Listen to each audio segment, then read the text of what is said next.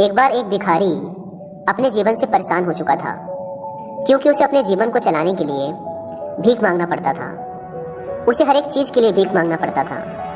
इसी बात को लेकर वह दुखी रहता और दिन भर यही सोचता कि उसके जीवन में बदलाव कैसे आएगा। यह सोचकर वह निराश हो जाता। वह हर दिन देखता कि बहुत सारे निराश लोग, आंखों में आंसू लिए लोग और विभिन्न चिंताओं से परेशान लोग गौतम बुद्ध की तरफ जाते और वापस लौटते समय वे लोग बहुत ही खुश होते थे। वह भिखारी यह नहीं समझ पा रहा था कि गौतम बुद्ध उनके साथ ऐसा क्या करते थे कि वे बेहद खुश हो जाते थे।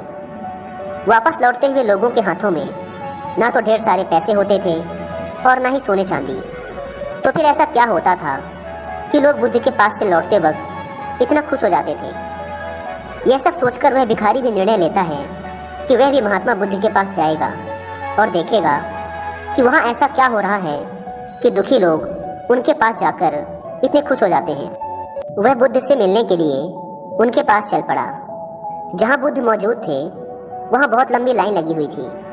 वह भिखारी भी लाइन में लग गया और लाइन में लगकर अपनी बारी का इंतजार करने लगा।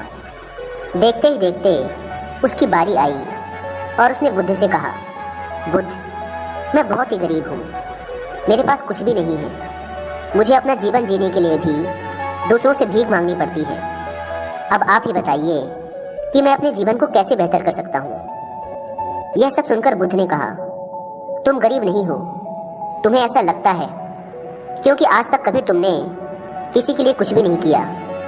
ना ही तुमने कभी किसी को दान दिया, ना ही तुमने दूसरों के लिए कुछ किया। यह सब सुनकर भिखारी के मन में एक आशंका जाग उठी।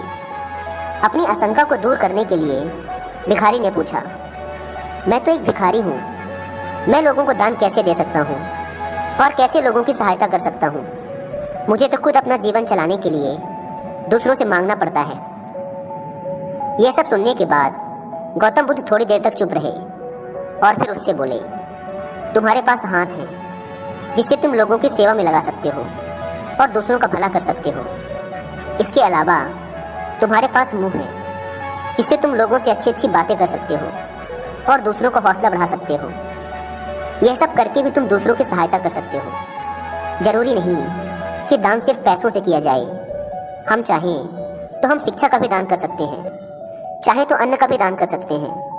ऊपर वाले ने अगर किसी को पूर्णतः अच्छा शरीर भी दिया है तो वह गरीब नहीं है, बस उसका दिमाग गरीब है। उसे इस विचार से हटकर दूसरों की सेवा में लगना चाहिए। बुद्ध की यह बातें सुनने के बाद वह भिखारी बहुत ज़्यादा खुश हो गया और अब उसका मन संतुष्ट था।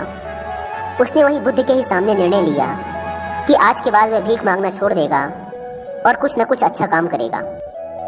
दोस्तों, हम सब इस बात की चिंता में समय बर्बाद करते हैं कि हम गरीब हैं, लेकिन यह सत्य नहीं है। सत्य तो ये है कि जब तक हमारा शरीर पूरी तरह से बेहतर है तो हम उसका उपयोग करके आगे बढ़ सकते हैं और खुद के जीवन को बेहतर बना सकते हैं। अगर कोई व्यक्ति सिर्फ अपनी गरीबी पर ध्यान दे और उसे बदलने की कोशिश ना करे तो वह मूर्ख है। इसके अलावा हमें इस कहानी से यह भी सीख मिलती है कि दान सिर्फ धन का ही नहीं, शिक्षा, भोजन, अच्छे विचार आदि का भी किया जा सकता है। अगर आपके पास धन नहीं है तो आप शिक्षा का दान कर सकते हैं या फिर आप दूसरों के लिए अच्छे विचारों का भी दान कर सकते हैं। और इन दानों से अंततः हमारे समाज की भलाई ही होती है और हमारा समाज ऊपर ही उठता है।